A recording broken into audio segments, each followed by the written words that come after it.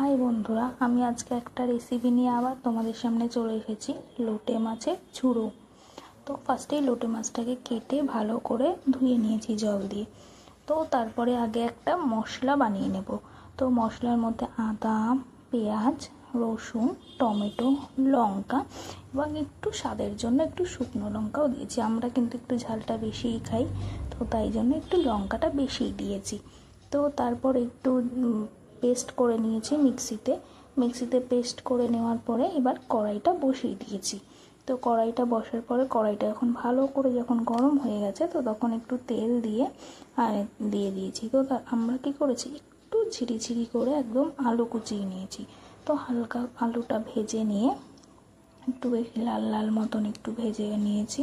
তো ভেজে নেওয়ার পরে তার মধ্যে যে মশলা পেস্টটা ছিল সেই পেস্টটা দিয়ে দিয়েছি।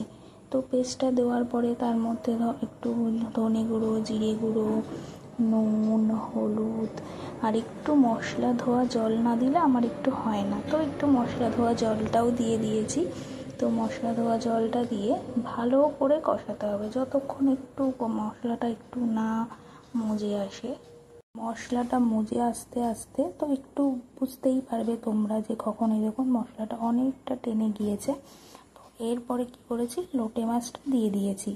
তো লোটে মাছটা দেওয়ার পরে হালকা একটু নুন দিয়েছিলাম, তো সেটা আমি আর ক্লিপটা নিতে পারিনি। তো এবার মশলাটা এই লোটে মাছটা দেওয়ার পরে না প্রচুর জল বেরিয়েছিল। তো এবার এই জলটাকে ভালো করে টানাতে হবে যতটা সম্ভব। এবার আপনারা যতটা জল টানাবেন তো তার উপরেই লোটে মাছের টেস্টটা বেরিয়ে আসবে। তো আপনারা দেখুন, আমি করছি, তো ভালো করে দেখুন জলটা টানাচ্ছি।